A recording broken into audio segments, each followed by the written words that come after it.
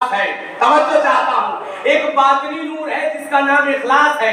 जब आप ज़ाहिरी और बातिनी दोनों नूर के साथ इस फर्श अज़ा पर आएंगे तो आप 5 नूरों का इदराक करके जाएंगे। आप 5 अनवार का इदराक करके जाएंगे। आप देखें कि जनाब नूह अलैहिस्सलाम की कश्ती निजात है। जनाब नूह अलैहिस्सलाम की कश्ती क्या है? कश्ती निजात है। ये कश्ती निजात किस एतबार से है? कश्ती निजात कब कश्ती निजात बनी?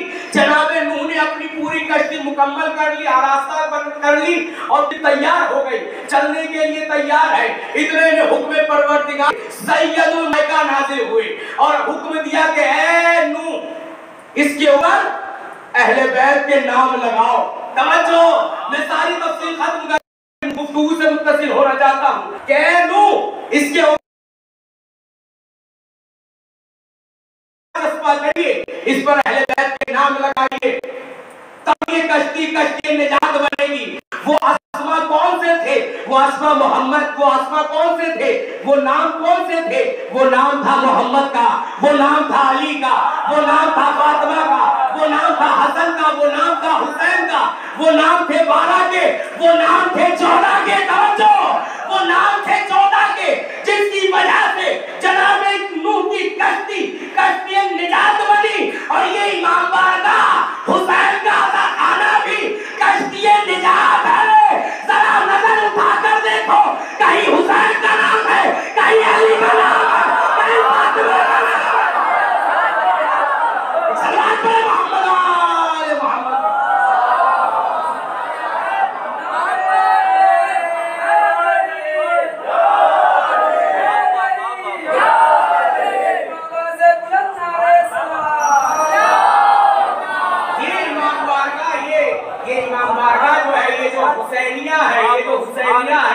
ये जो इमाम बारगाह है, जिसे इमाम बाड़ा कहा जाता है, ये कश्ती निजात है। अब कश्ती निजात किसके लिए है? उसी के लिए है कि जो ताबे और पैरोकार है। जनाबे नूह की कश्ती से निजात उसी ने पाई थी जो नूह का फरमाबरदार था। जनाबे नूह की कश्ती के जरिए से निजात उसी ने हासिल की ना, कि जो जनाबे नूह का पैरोकार था, इताअतगुज़ार था, फरमाबरदार था, उनके हुक्म का ताबे था, उनकी तबलीग का असर अपने अंदर लेने वाला था, उनकी बातों को मानने वाला था, उनकी बातों पर अमल करने वाला था। और वो हलाक हो गया, भले ही बेटा था जो नाफरमान था।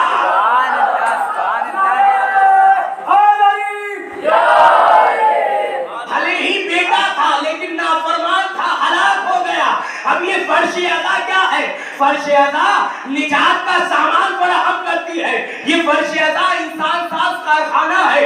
ये इंसानों को इंसान बनाने के लिए बपा किया गया है, वज़ा किया गया है, बनाया गया है। आप देखेंगे गिरिया करना हुसैन पर सुन्नत बनाया है। रसूल ने गिरिया करके बताया कि हुसैन पे रोना सुन्नत है। जनाबे ज़ैनब ने उस गिरते हुए आंसुओं को अज़ा खाने की शक्ल में एक घर अता कि ये फर्श अज़ा निजात है।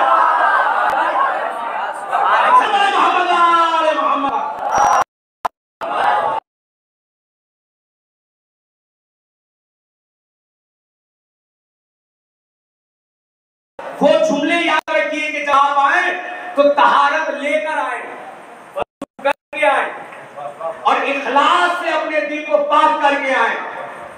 जब आप अपने दिल को, रूह को पाको पाकीज़ा बना लेंगे, तब आपको इदराक उन अफराद का कि तहारत का ऐलान कुरान ने किया है, जिनकी तहारत का कसीदा कुरान ने पढ़ा है।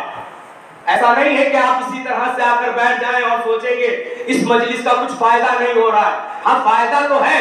आप जिस नियत से आएंगे वो फायदा लेकर जाएंगे। तवज्जो, आप जिस नियत से आएंगे वो फायदा लेकर जाएंगे। तबर्रुक की नियत से आए हैं तो तबर्रुक लेकर जाएंगे, अपना शिकम भर के जाएंगे। लेकिन अगर इस नियत से आएंगे कि इल्म मिले, हिल्म मिले, कमाल मिले, हिदायत मिले, तो इस नियत से आओगे तो ये सारी चीजें यहाँ मौजूद है। उसको देखने के लिए नूर की जरूरत है।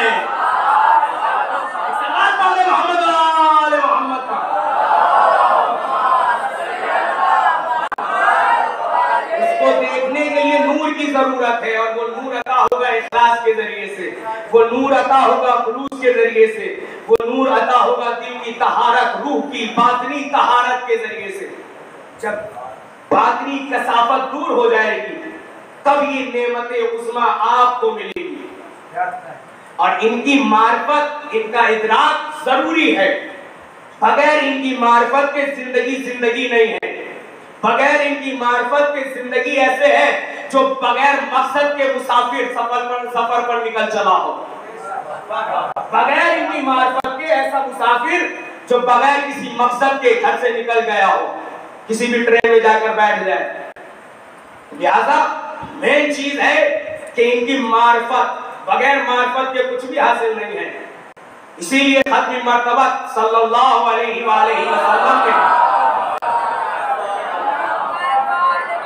आपने मार्फत पे बहुत ज्यादा जोर दिया है। और तन्हा वाहिद इस्लाम ऐसा दीन है, तवज्जो, तन्हा वाहिद इस्लाम ऐसा दीन है कि जिसने मार्फत के ऊपर जोर दिया है कि मार्फत हासिल करो, मार्फत हासिल करो, पहचानो, अक्ल से काम लो, ताकुल से काम लो, तदब्बुर से काम लो, तफक्कुर से काम लो। कहाँ है तवज्जो? तफक्कुर से काम लो, ताकुल से काम लो, तहकीक से काम लो, सोचो समझो, मार्फत हासिल करो। तन्हा इस्लाम मजहब है जिसने सोचने की दावत दी है। वो सोचने की दावत कैसे दे सकता है जो होकले खुदाओं को पूजता हो? वो सोचने की फिक्र नहीं दे सकता, वो मार्फत की दावत दे ही नहीं सकता जो होकले खलीफाओं को मानते हो। तवज्जो, जो खुद साख्ता खलीफाओं को मानते हो, जो खुद साख्ता खुदाओं के मानने वाले हो। उन्हें पता है कि अगर मार्फत हासिल करने की दावत दी तो मार्फत का ताल्लुक अक्ल से है। तवज्जो, अगर हमने कहा कि खुदाओं की मार्फत हासिल करो, खलीफाओं की क्या है मार्फत हासिल करो, तो उन्हें मालूम है कि मार्फत का ताल्लुक अक्ल से है। तवज्जो, मार्फत का ताल्लुक अक्ल से है, मार्फत का ताल्लुक अक्ल से है और अक्ल का ताल्लुक हक से है। और हक जहां है वहां अली का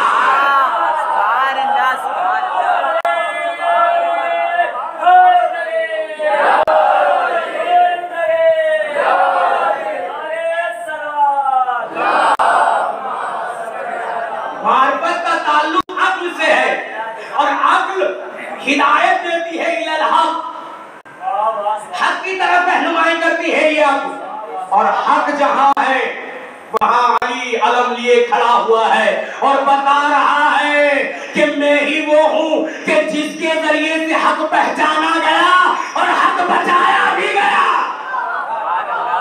हक का तहफ्फुज़, हक की मार्फत अगर कोई करा सकता है तो वो ज़ात अहले बैत है, उनका हक नहीं समझ में आ सकता। तो लिहाजा तन्हा इस्लाम वाहिद मज़हब है जिसने आपको फिक्र दी है मार्फत के लिए, अंगेजे को उठाया है, हत्ता कि यहां तक कह दिया है कि अगर मार्फत नहीं है तो कुछ भी नहीं है, कुछ भी नहीं है। मैं तर्जुमा कर रहा हूं हदीस का, आप इससे अगर समझ गए मफहूम को मार्फत के तो मजलिस तमाम है। रसूल अकरम सल्लल्लाहु अलैहि वसल्लम आपका इरशाद गिरामी, आपने फरमाया माता वलम यारिफ इमामा ज़माने ही माता मीततन जाहिलिया, कि जो शख्स मर जाए, तवज्जो, जो शख्स मर जाए और अपने जमाने के इमाम को पहचाने बगैर मर जाए, जो शख्स मर जाए और अपने इमाम को, जो जमाने का इमाम है, उसको पहचाने बगैर मर जाए, माता मीततन जाहिलिया, वो जाहिलियत की मौत मरा है। जाहिलियत की मौत मरा है। तुल्लाब का मजमा है, अब मुझे यहाँ भी माना बयान करना पड़े तो बात अजीब हो जाएगी। जाहिलियत की मौत मरा है।